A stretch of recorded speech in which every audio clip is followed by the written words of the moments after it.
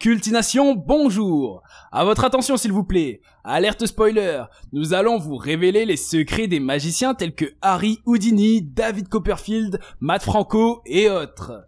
Comment font-ils pour réaliser l'impossible? Apparus dans l'Antiquité, les spectacles de magie continuent de fasciner, de divertir et d'émouvoir. Pour cause, l'homme est naturellement attiré par l'extraordinaire et la féerie. Dans le monde de l'illusionnisme, il n'y a rien de surnaturel. Certes, les tours de magie étonnent les gens depuis des lustres, mais en fait, ce ne sont que des tours bien appris, habilement faits pour berner les gens. C'est son côté fun. Les bons magiciens peuvent berner leur audience en leur faisant croire que l'exploit qu'ils viennent d'accomplir est quelque chose d'hors du commun, alors qu'en réalité, il suffit d'un peu d'habileté, de préparation et d'une bonne dose de pratique. Alors, êtes-vous prêt à découvrir les secrets des tours de magie? Continuez à regarder attentivement. Avant de découvrir ces secrets, n'oublie pas de t'abonner à notre chaîne et de liker la vidéo. Cultination parle de beaucoup de choses, alors n'hésite pas à te joindre à nous. Abracadabra, voici le premier secret. Certains d'entre vous se souviennent peut-être de ce tour de magie qui a été diffusé dans un épisode de American Got Talent. Will Tse, un magicien qui fait de la magie rapprochée, a ébloui les juges et le public avec son incroyable technique appelée la matrice de pièces de monnaie. Cette illusion consiste à placer 4 pièces d'argent sur une table et les transformer mystérieusement en pétales de rose. Mais dans son jeu, la vraie magie vient de la table et non de son doigt. La table est conçue pour camoufler ou pour dissimuler tout ce qui se trouve dessus, et le tout est contrôlé à l'aide d'une pédale. Une fois que les pièces de monnaie sont en place, il fait des mouvements déistiques pour ajouter du mystère à la manœuvre et pour s'assurer que le public est concentré sur ses mains et non sur ses pieds. Le moment venu, il passe ses mains sur les pièces une par une et appuie sur la pédale pour échanger les dites pièces avec des pétales de rose. À ton prochain rencard, tu pourrais utiliser quelque chose comme ça pour impressionner ton partenaire, non? La fameuse marche sur l'eau des magiciens. Nombreux sont les magiciens qui ont reproduit ce tour.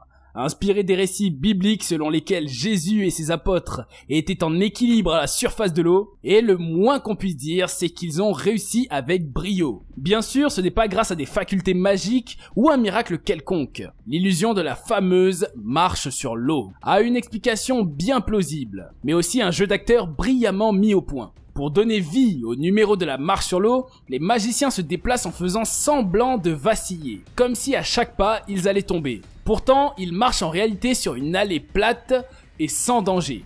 Les plans d'eau sur lesquels ils font mine de se tenir debout sont en effet équipés de boîtes en plexiglas. L'astuce consiste alors à positionner ces cubes transparents légèrement en dessous de la surface de l'eau, de façon à être invisible à l'œil nu, même d'assez près. Un vrai travail de pro. Femme en boîte coupée en deux. C'est un fait.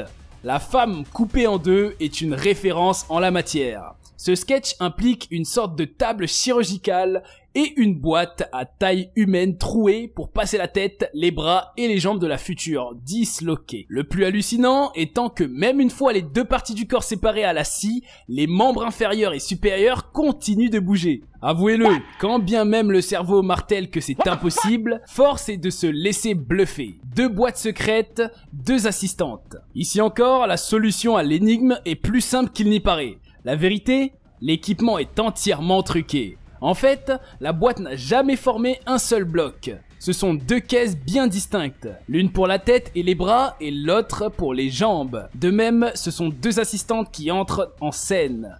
Celle dont le visage est montré au public entre donc dans le compartiment à tête, tandis que la seconde est cachée dans la boîte à jambes depuis le début. Ceci explique pourquoi elles peuvent donc continuer à remuer tête, mains et pieds. Tableau magique.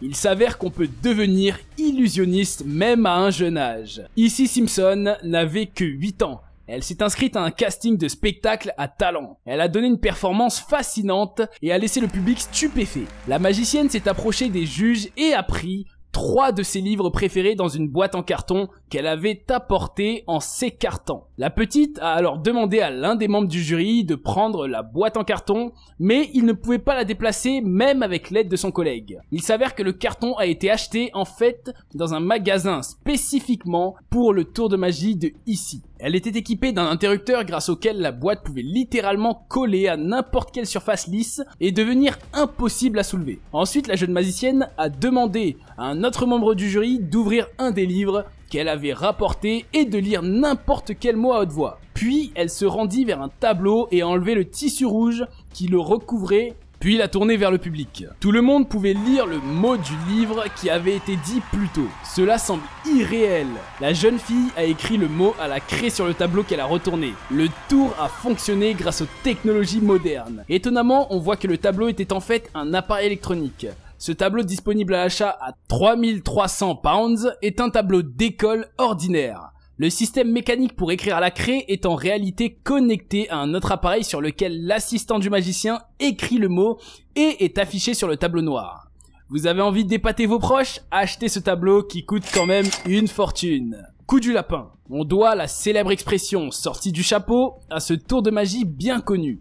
Notamment lorsqu'on désigne une idée dénuée de toute logique. Le fait de faire apparaître un lapin vivant dans un haut de forme, par exemple. Toujours est-il que cette illusion vieille comme le monde fait encore de nombreux adeptes. Après avoir retourné le grand chapeau dans tous les sens pour démontrer qu'il est vide, le magicien va ensuite le poser sur une table. Puis, en un claquement de doigts, de longues oreilles et un petit nez font leur apparition. Contrairement aux apparences, le coup du lapin est un numéro qui requiert toute une panoplie d'équipements. À part le chapeau, il faut une table, une nappe et un sac pour y placer le lapin vivant. Car il est évident que l'apparition du lapin n'a rien de magique. C'est seulement un enchaînement bien rodé de diversions visuelles. La longueur de la nappe est importante, parce qu'elle permettra de cacher le lapin suspendu à la table, dans le sac. Et par un tour de passe-passe habile, le magicien place ensuite le sac dans le chapeau. D'où la nécessité de reposer le haut de forme sur une table. Il ne reste donc plus qu'à le retourner pour révéler l'animal aux longues oreilles. Ah, le savoir-faire. Traverser d'un mur. Dans un monde réel, seules les entités sans corps physique comme un fantôme ou un esprit peuvent traverser un mur. Malgré tout, quelques magiciens ont tenu à prouver qu'un homme de chair et de sang aussi en est capable. Les démonstrations vidéo et sur scène dans ce sens foisonnent. Dans ces cas-là, le magicien a en face de lui un rempart de briques ou de béton relativement épais. Il entreprend alors de passer de l'autre côté mais sans faire le détour. Il va simplement passer à travers et ce sans égratignure. La solution la plus simple serait de creuser un trou dans le mur, n'est-ce pas? Mais alors, l'illusion serait sans intérêt. Raison pour laquelle il opte pour une astuce plus subtile. Passer sous le mur, en empruntant un tunnel qui lui seul peut voir. Ainsi, la maçonnerie présentée au public fait partie d'un faux décor, comprenant avec un conduit souterrain. Pour émerger de l'autre côté, le magicien se contente donc de ramper à l'intérieur. On comprend mieux le pourquoi des rideaux occultants qui n'exposent que des ombres pendant le tour. Disparition de la Statue de la Liberté. Si l'on devait désigner les plus grands magiciens de tous les temps, David Copperfield figurerait assurément en tête de liste. Pour cause, nombre de ses tours sont devenus des légendes. On citera évidemment la fois où il avait fait disparaître la Statue de la Liberté. À cette occasion, l'illusionniste avait fait installer 2 piliers gigantesques. Et lorsque Copperfield est sorti en faisant tomber le rideau, la dame au flambeau s'était évaporée. Tout simplement épatant, incroyable. Mais comment un seul homme est parvenu à déplacer le mastodonte bétonné de 225 tonnes? Réponse, il ne l'a pas fait. La Statue de la Liberté n'a pas bougé d'un poil. En revanche, il s'est débrouillé pour retourner les centaines de spectateurs dans la direction opposée. Le public se trouvait en réalité sur une plaque rotative géante et celle-ci était en train de tourner doucement pendant que le magicien mimait et disait ses formules magiques, de façon à ce que le regard de tous dévie et que la sculpture s'efface complètement du champ de vision. Personne ne pouvait s'en douter, d'autant plus qu'il faisait nuit et que la rotation était très lente. On ne pourra pas s'arrêter sans parler de la célébrissime danse de Michael Jackson dans Smooth Criminal, qui défie la gravité que beaucoup considèrent comme magique. Vous savez, ce moment où il s'incline en avant, presque parallèle au sol sans jamais tomber. Rassurez-vous, nous avons tous essayé de faire pareil et échoué lamentablement. Mais alors, comment Michael Jackson a-t-il réussi? C'est sûr, le roi de la pop avait beaucoup de talent. Mais à ce qu'on sache, la magie n'en faisait pas partie. De ce fait, vous vous doutez bien qu'il n'a pas sorti le Smooth Criminal Lean d'un chapeau. Cela provient plutôt des chaussures, créées spécialement pour la vidéo. On a en effet découvert que MJ portait des souliers dont les talons comportaient des fentes en pied de biche d'une part. D'autre part, des clous avaient été plantés au sol du plateau de tournage.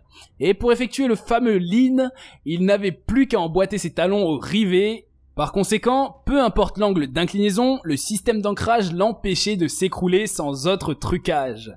Il utilisera cette technique à de nombreuses reprises tout au long de sa carrière. Comme vous pouvez le voir, beaucoup de tours de magie populaires peuvent être expliqués et souvent ce sont la dextérité, l'habileté, les effets visuels et le charme personnel du magicien qui nous déconcertent l'esprit.